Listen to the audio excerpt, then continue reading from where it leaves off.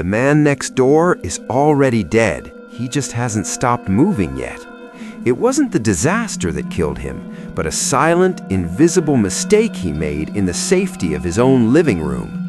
You are likely making the exact same error right now, and by the time you realize it, your lungs will be too heavy to scream. The power has been out for 3 days.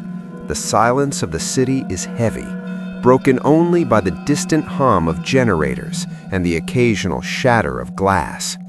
While you sit there waiting for the lights to flicker back on, your neighbors are inadvertently turning their homes into tombs. They are burning furniture, drinking from puddles, and trusting luck over biology. Most people do not die during the catastrophe itself. They die in the quiet aftermath because they are idiots. We are going to ensure you are not one of them. First, let's talk about the invisible executioner. You trust your senses to keep you alive, but your nose is a liar. Your neighbor dragged his charcoal grill inside because the cold was biting. In 20 minutes, he will slip into the deepest sleep of his life and never wake up.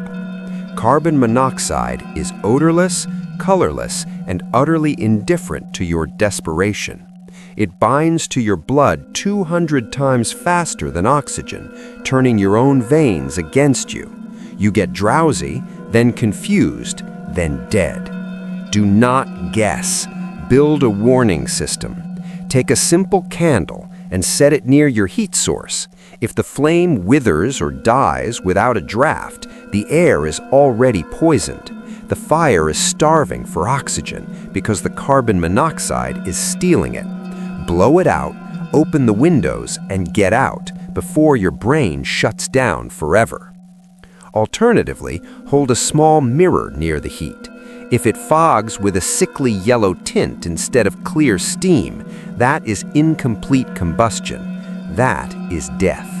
If you ignore these signs because you are cold, you will be warm for the rest of your very short life. Then comes the hunger. By day 2, you are staring at the leftovers in your warm fridge, convincing yourself they are still safe. That specific thought is the beginning of a violent end. Without electricity, your refrigerator is just a dark box breeding biological weapons. Meat, dairy, and eggs turn into bacterial hives after just 4 hours. Salmonella and E. coli do not announce themselves with a bad smell. They wait until you swallow. Use science, not optimism. Find a thermometer. If the internal temperature is above 40 degrees Fahrenheit, throw it out. It does not matter how much it cost. If you must eat, prioritize. Hard cheeses and salted items survive longer. Everything else is a gamble where the house always wins. If you have a heat source, dry your meat into jerky immediately. Salt draws out the moisture that bacteria need to breed. If you choose to risk the spoilage, you will spend the next 3 days violently dehydrated, wishing the darkness was your only problem. As the sun sets, you crave light. You light candles like you are setting a mood, placing them on tables and shelves. This is how amateur survivors burn down their only shelter. Fire is not a pet. It is a hungry animal looking for an excuse to escape. In a blackout, there is no fire department coming to save you. Change your tactics. Place candles in deep glass jars with sand or water at the bottom. This creates a lantern that contains the flame if it falls. Never leave it exposed. If you treat fire with casual disrespect, you will receive a very bright, very brief lesson in thermodynamics. Thirst is a slower, crueler death. You see clear water in a puddle or a stream and think it looks pure. But clarity is not safety.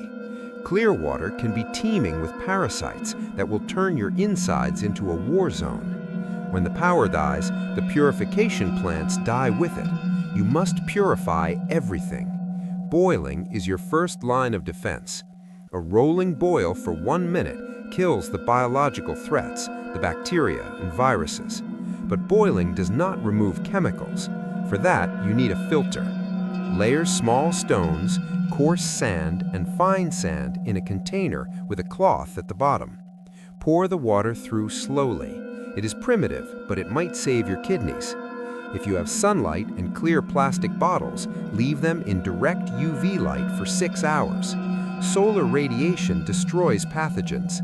Drink raw water only if the alternative is immediate death from dehydration. Otherwise, treat every drop like it is suspect. Finally, look at the black rectangle in your pocket. You think your dead phone is a useless brick.